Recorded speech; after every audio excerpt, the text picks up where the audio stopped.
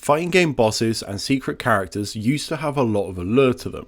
Even with hours into games like Super Turbo at an arcade, you might not have ever seen Akuma live in the flesh because the prerequisites for fighting him are pretty difficult for your average person.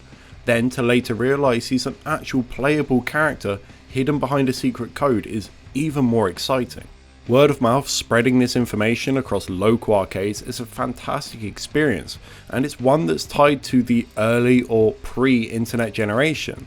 This only helps cement the mysticism to these characters. They used to be something that only a few players got to experience in one way or another.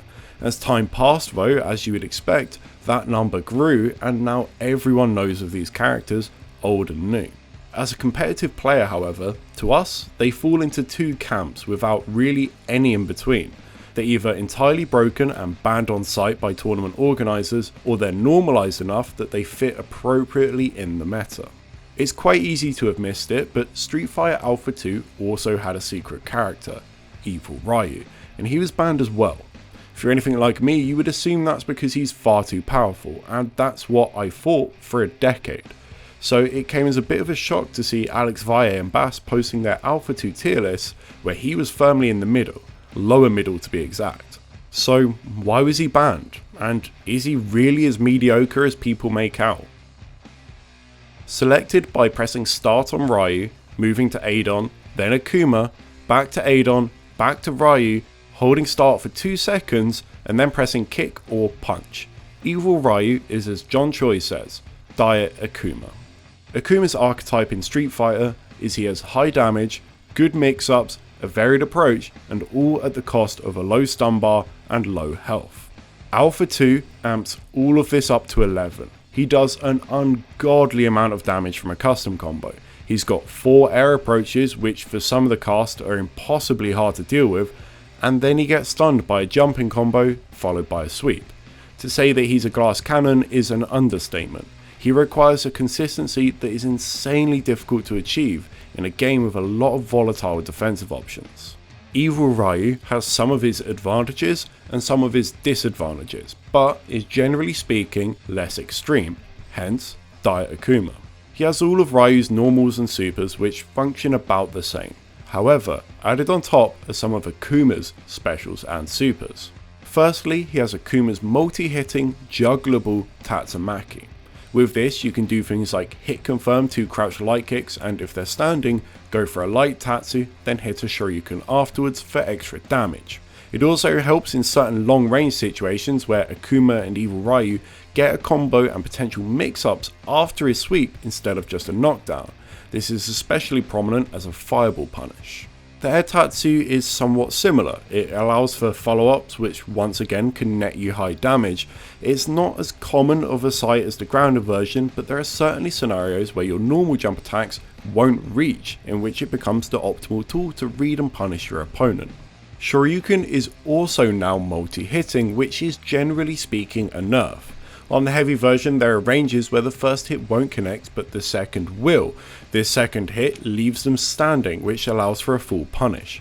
That second hit is also air blockable, making its use as an anti-air somewhat limited.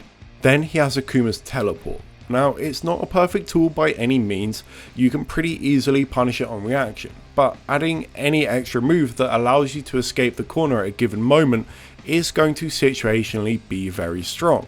This is especially true when accompanied with the litany of other defensive tools, which can make the teleport the last thing on the opponent's mind.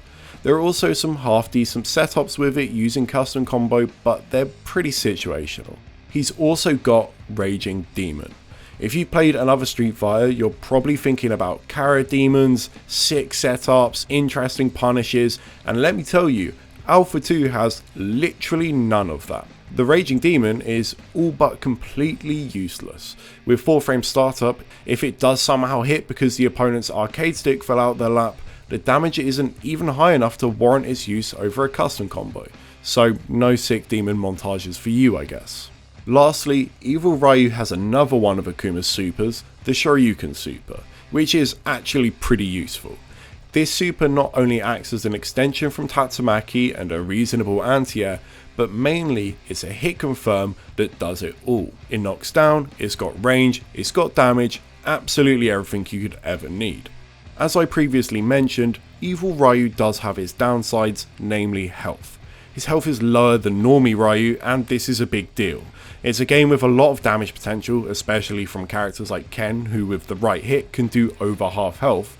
However, he doesn't have lower stun, and that's the important bit. Health obviously plays a big part in you dying quickly, but so does eating a full combo for some bad trades, so it's a net positive for Evil Ryu. So his placement in the tier list sounds about correct, right? He's basically Ryu with lower health and some good tools from Akuma, but most of them are a little irrelevant when considering his downsides. Well, there is one big difference between him compared to the rest of the cast, and it's his custom combo. Of course, it wouldn't be an Alpha 2 video if I didn't have to explain custom combos and the VIA CC, so let's get into that. Custom combo in very simple terms is a mode you activate which allows for infinite juggle potential and cancelable recovery from moves at the cost of meter. The VIA CC is a glitch where if caught by the custom combo activation, aka blowback, they are vulnerable to an unblockable low. One of the limitations of this being that blowback, like most moves, has its limits on range. However, Evil Ryu does not. His blowback is full screen. Now, as far as we know, the actual full screen activation has limited utility, but remember, he's a banned character, so the implications on a real match haven't really been explored when compared to the rest of the cast. And considering this is a game where people are still finding glitches, that is an important fact. What this does allow for, however, is incredibly strong mid-range activations. Often when people are trying to VIA CC, they'll be caught by someone simply sticking out buttons slightly outside of the blowback range, and when a button has a grip of active frames, that can be hard to work around. Evil Ryu ignores this rule, goes through everything, making him a whiff punish monster, and giving him a really powerful way out of frame traps where before the VIA CC could lose. So, even though all of this is pretty good, there is nothing broken here. Even if he does defy some of the game's conventions, that's not why he was banned.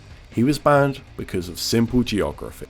Evil Ryu is a character that was only featured in the American arcade release, nowhere else. So, in good competitive spirit, he was banned from competition to even the playing field for people foreign to the US, and this wasn't changed until recently.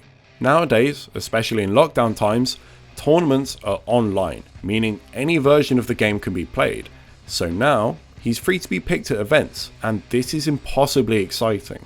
Alpha 2, although it's a game that's been around for 25 years, now has what is practically a new character for everyone to explore, and who knows what is possible. This is also coming at a time where the game is having a revival, and with this, people are building their own community-made training mode, so really the sky is the limit to what could be found.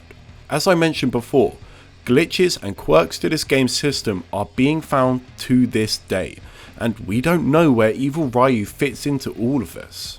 He might just be that middle tier that people claim he is, but due to lack of development tech-wise, he could also be a hidden gem waiting to be found.